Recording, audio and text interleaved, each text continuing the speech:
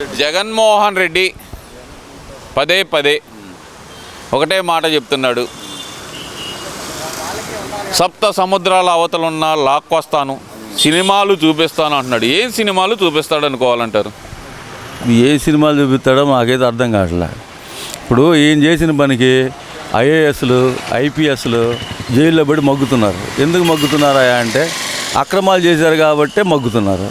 ఒక్కటి liquor scam ఉందా, అది పెద్దది. ఢిల్లీ లిక్కర్ స్కామ్ కంటే మహా ఘోరమైన స్కామ్ ఇది. అది తాడేపల్లి ప్యాలెస్ చుట్టూ తిరుగుతుంది. అది ఎప్పుడు అడుగులు పడతాయో ఎప్పుడు పడవో అనేది ఎవరికి తెలియదు, నాకు కూడా తెలియదు. కాకపోతే ఏంటంటే వీళ్ళు, నేను ఇంతకు ముందు కూడా చెప్పా, అన్నీ విదేశాలకు తరలించారు. ఇప్పుడు మొన్న లావు కృష్ణదేవరాయలు కూడా 2000 కోట్లు దుబాయ్కి పంపించారని చెప్పారు కదా. అంటే ఈయన ఆధ్వర్యంలో పోయినాయో లేకపోతే జబర్దస్తి పంపించాలని పంపించాడు. దానికి తోడు దీంట్లో చిన్న ట్విస్ట్ ఏంటంటే ఎవరెవరి అకౌంట్లు అమెరికాలో కానీ వేరే కంట్రీలో ఉండే కానీ వాళ్ళ కంట్రీల్లో అక్కడికి చేరిన డబ్బు నాకు తెలిసి ఏది ఎన్ఆర్ఐ అకౌంట్లోకి, ఎన్ఆర్ఐ అకౌంట్ల నుంచి ఇంకో డైరెక్ట్గా ఈయన పెట్టిన కంపెనీల్లోకి వచ్చినాయి. అవి దాన్ని వైట్ చేసుకొని ఇండియాలో పెట్టాలని, ఇదే ఆంధ్రప్రదేశ్లో పెట్టాలి నా పెట్టుబడులు, లేకపోతేనేమో ప్రత్యేక హోదా ఉన్న వాటిలో పెట్టాలనే ఆలోచనతో జగన్మోహన్ రెడ్డి గారు ఇది చేశారని నేను అనుకుంటున్నా. అనుకోవడం ఏముందిలే, అది తేటతల్లమే. ఇప్పుడు బ్లాక్ మనీని వైట్ చేసుకోవాలా, బ్లాక్ మనీ వైట్ చేసుకోవాలంటే ఇదే మార్గం. హవాలా ఒకటి. రెండోది హవాలా కాకుండా ఏంటంటే అకౌంట్లోకి అది విడతల రజనీ కూడా ఉండే కదా. పిఏ మీద అంత ప్రేమ ఎందుకు వచ్చింది ఒకసారి, మరిది మీద కూడా లేకుండా, అర్థమైందా? దానికి ఇది ఒక రీజన్ అయి ఉండొచ్చు. ఇదంతా ఒక ఎత్తు అనుకుందాం. ఏం పేర్లు రాసుకోండి, ఏదో పుస్తకంలో రాసుకోండి అంటున్నారు కదా, దాన్ని ఎలా చూడాలంటారు? ఓటర్ లిస్ట్ తీసుకొని మొత్తం పేర్లు రాసుకో. నువ్వు వచ్చిన తర్వాత ఓటర్ లిస్టులో మాకు ఓటైన వాళ్ళు ఎవరు, వేసిన వాళ్ళు ఎవరు అని చెప్పి వాళ్ళందరూ నువ్వు సినిమా చూపిస్తావా ఏంటి? నేను మొన్న చూపించిన 1 ఓకే అల్లాడిపోయారు జనం. అందుకే నిన్ను 151 నుంచి 11కు పడేసింది. ఎందుకు పడేశారు? నీ అక్రమాలు. ఎవడో సజ్జల రామకృష్ణారెడ్డి వాడు 70 ఎకరాలు కాజేసాడు. ఈ పేరేంటి, పెద్దిరెడ్డి రామచంద్రారెడ్డి, ఆయన ఒక 70 ఎకరాలు కాజేసాడు అటవీ భూమి. అసలు డీనోటిఫై చేయకుండా ఎట్టెల్ లేకుండా నాకు అర్థం కావట్లే. ఎవడో రైతుల పేరు మీద కన్నా రావాలిగా, ముందు రైతుల పేరు మీద బదలాయింపు చేసి తర్వాత తగలబెట్టేసి ఈ దరిద్రం అంతా నెత్తిన పెట్టుకొని ఇప్పుడు ఎవరి పేర్లు రాస్తారు? ఇప్పుడు ఆఫీసర్లు ఉన్నారు, ఆఫీసర్లు అక్రమంగా రాశారు. ఆ రాసినప్పుడు వాళ్ళు జైల్లో పోతున్నారు కదా.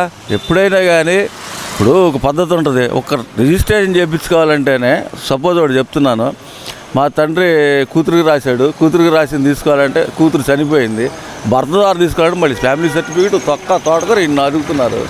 ఇవి ఎట్ట జరిగినాయి? దేశంలోనే ఎక్కడా లేదబ్బా, దేశంలో లేని అరాచకాలు మొత్తం ఈయన దగ్గర ఉండి. ఏం పేర్లు రాసుకోండి, ఏదో ఒక పుస్తకంలో రాసుకోండి, రెడ్ బుక్ కాదు, ఏదో ఒక పుస్తకంలో రాసుకోండి, ఎక్కడోసారి జాగ్రత్తగా పెట్టుకోని అంటున్నాడు కదా. ఎక్కడ పెట్టుకోవాలంటారు? మడిసాడన్న పెట్టుకోమను. ఏమన్నాను, ఏడ పెట్టుకుంటా అంటే మడిసాడన్న పెట్టుకోమని అంటున్నా. దాచి పెట్టుకోవాలి కదా బీరువాలోనో ఏడో కాట. అందుకన్నా మడిసాడన్న దాచిపెట్టు. నువ్వు 4 కాదు, ఇంకా 40 సంవత్సరాలు ట్రై చేయి. ఇంకో 40 సంవత్సరాలు ట్రై చేయి. వస్తావా రావా, నువ్వే పారిపోతావా? 2 కూతుళ్ళు, నీకెందుకు? నువ్వు సంపాదించిన ఆస్తి మొత్తం అల్లుళ్ళకి ఇవ్వాల్సిందే. నువ్వు బాగా తింటే రోజుకు ఒక 1000 రూపాయలు తింటావు, లేకపోతే 4 ఏళ్ళు తింటావు, అంతకు మించి అంత తింటా. ఎందుకు నీకు అంత అవసరమా? అవసరం రా భయ్. నేను ఈడీ జబ్ చేసి 47,000 కోట్లు నువ్వు రిలీజ్ చేయించుకో, చూద్దాం. చేయించుకో. నీ మానస పుత్రిక పక్షి పేపరు, ఈ పక్షి పేపర్లో నువ్వు అనవసరమైన రాస్తున్నావా లేదా? దాని మీద కేసు ఎత్తే అసలు నీ పక్షి పేపరే ఉండదు. గుర్తు చేసుకోవాలి. ఇవన్నీ ఏంటంటే మనం తప్పు చేసి ఎదుటాడు తప్పు చేశాడంటే ఇంకా వీళ్ళు నువ్వు చూపించిన మార్గంలో పోలా తప్పుడు కేసులు పెట్టడానికి. తప్పుడు కేసులో పెట్టి 11 తప్పుడు కేసులు పెట్టి వల్లభనేని వంశీని అన్యాయంగా జైల్లో పెట్టారు, హింసిస్తున్నారు. నందిగం సురేష్ని 1.5 జైల్లో ఉండి బయటకు వచ్చినని మళ్ళీ అన్యాయంగా అరెస్ట్ చేశారంటున్నాడు కదా. బలుపు తగ్గల నందిగం సురేష్కి. ఇప్పుడు ఆర్టీసీ బస్సు ఆగినప్పుడల్లా చుట్టూ తిరిగి అరిటాకులు అమ్ముకునేవాడు. అలాంటి వాడిని తీసుకొచ్చి నువ్వు ఎంపీ చేసావు. రాజధాని కోసం తోలిన ఇసుక, గ్రావెలు, కంకర, రోడ్డు దవ్వేసినాయి. ఈయన చేసిన పాపం కాదా? అవునా కాదా? ఆ తర్వాత ఈయన కూడా ఉన్నాడా, టీడీపీ ఆఫీసు ముట్టడిలో ఉన్నాడు కదా. మరి అది తప్పుడు కేసా? పోనీ అది పోతే పోనీ రాజధానిలో మహిళల మీద దౌర్జన్యానికి పోయాడా లేదా? అవన్నీ తప్పుడు కేసులు అంటానికి ఎవరు? సాక్ష్యాలు వీడియోలతో సహా ఉండి అబ్బా. నువ్వేం మాట్లాడుతున్నావు? నిన్న వాడిని కొట్టపోయాడు సామాన్య కార్యకర్తనే. వాడు హాస్పిటల్లో చేరాడు. వాళ్ళు హాస్పిటల్లో చేరిన తర్వాత వాళ్ళు కేసు పెట్టారు. చంద్రబాబు నాయుడు పెట్టాడా లేదా లోకేష్ పెట్టాడా? నీ మీద పెట్టలేదుగా. నువ్వు చేసిన తప్పులకి మీరు అనుభవిస్తా మమ్మల్ని అంటారేంటి? మరి వల్లభనేని వంశీ మీద 11 కేసులు పెట్టారంటగా అన్యాయంగా. ఇప్పుడు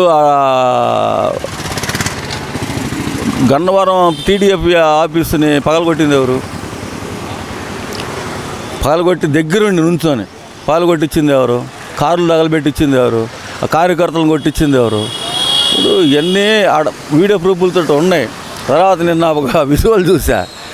ఈ డ్రామాలు చూస్తుంటే ఎట్టుండే అంటే అసలు అలివి కాకుండా ఉండే. కుంటుకుంటూ నడవటం అది ఒక డ్రామా, ప్యాంటు పైకి లాక్కోవటం, ఆ తర్వాత ఏమో కార్యకర్తలు ఏదంటే కన్ను కొట్టడం. చూసావా లేదు నాకు తెలియదు. కన్ను కొడుతున్నాడు. అప్పుడు అర్థం కాల వీడికి ఏ రోగం లేదు, అన్ని రోగాలు ఉన్నట్టుగా బిల్డప్ ఇస్తున్నాడు. కానీ కొడాలి నాని తప్పించుకున్నాడు. ఎట్ట తప్పించుకున్నాడు తెలుసా? ముందుగానే మా మీద నా నెంబర్ వస్తుంది రానగానే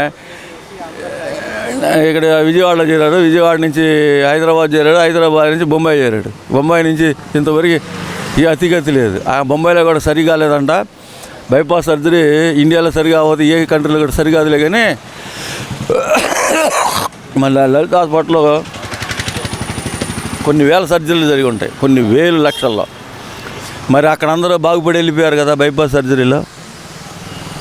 ఆయన 3 వాల్స్ పోయినాయి, 4 వాల్స్ పోయినాయి, పెద్ద డ్రామా. ఇక్కడ కాదులే అమెరికా పోతే సరే అనేది తప్పించుకోవడానికి పెద్ద మ్యాప్. మరి కొడాలి నాని దగ్గర కూడా ఏముండే తెలియదు, జగన్మోహన్ రెడ్డి డబ్బులు. అందుకని ఇటు తప్పించి తిరుగుతున్నాడు. ప్రతి ఒక్కడు తప్పించుకొని తిరుగుతున్నాడు. ఎందుకో తెలుసా?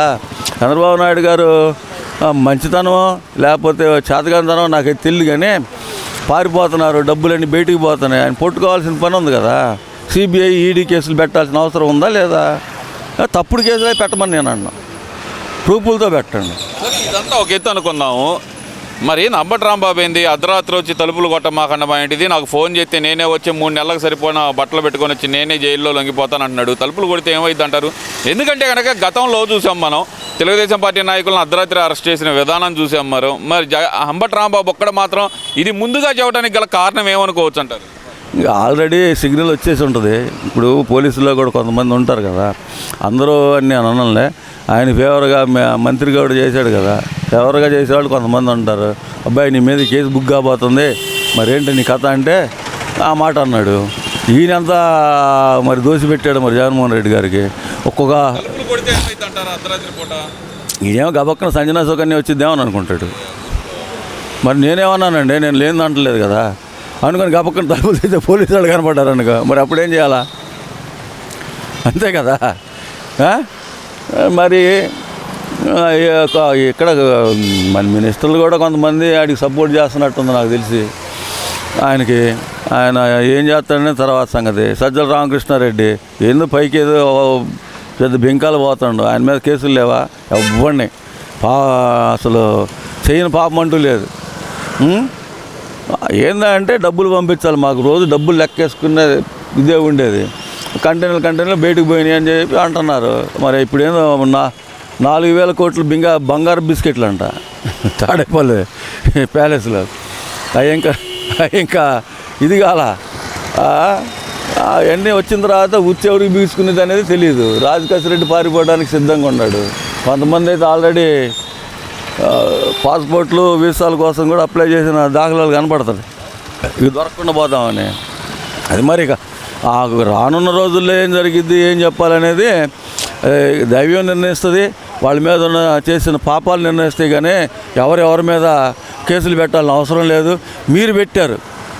మీరు పెట్టారండి యూట్యూబ్లో ఒక్క తిట్టకుండా ఒక్క మాట మాట్లాడకుండా చేసిన అబ్బాయి డెలివరీ కోసం వెళ్తుంటే, అయ్యా నేను హాస్పిటల్లో జాయిన్ చేసి మీ ఆ స్టేషన్కి వస్తానంటే అన్నీ వదిలిపెట్టాలి. ఆ రోజు అర్ధరాత్రి సంతుబాబుని. మరి ఇట్లాంటి వాళ్ళందరినీ ఏది ఇచ్చారు కదా మీరు? ఎవరు ఏది ఇచ్చారు? అది రెడ్ బుక్ అంటారా? కాదు కదా. ఇప్పుడు కాన్వాయ్ వెళ్తుంది, లేదంటే రేపు పొద్దున్న మీటింగ్ ఉంది, మీటింగ్ కార్డు కూడా కొట్టారు కదండి. కాళహస్తిలో రాజధాని టు దేవస్థానం యాత్ర ఒకటి పెట్టుకుని వెళ్తుంటే కొట్టారు, టెంట్లు బీకేశారు, అన్నం తినలేదు. మరి అలాంటి పరిస్థితులు అక్కడ ఉన్నాయి అంటున్నారు. ఇప్పుడు ఏకంగా కడపలోనే మహానాడు పెడుతున్నారు, అక్కడ పరిస్థితి ఎలా ఉండబోతుంది అనుకోవచ్చు అంటారు? ఇక్కడ ఏదో నాకు పెద్ద కుట్ర చేయడానికి ప్లాన్ చేస్తున్నట్టుగా నాకు చిన్న ఇన్ఫర్మేషను. మన కార్యకర్తలు కొంచెం అలర్ట్గా ఉండాలా, అంతవరకు అయితే చెప్పగలను. ఇక చేసేదే ఈ క్రిమినల్ బ్రెయిన్లో వీళ్ళు చేయబోయేది అదే. ఏం చేస్తారనేది చూడాలా. 27, 28, 29 అన్నాలు వండుకొని ఇస్తారా, లేకపోతే కార్యకర్తలను కొడతారా, లేకపోతే వచ్చి గలాబా చేస్తారనేది నాకైతే తెలియదు. గలాబా చేసే అవకాశాలే ఎక్కువ కనపడుతున్నాయి. ఇంకంతకంటే మనం ఏం చెప్తాం వాళ్ళకి?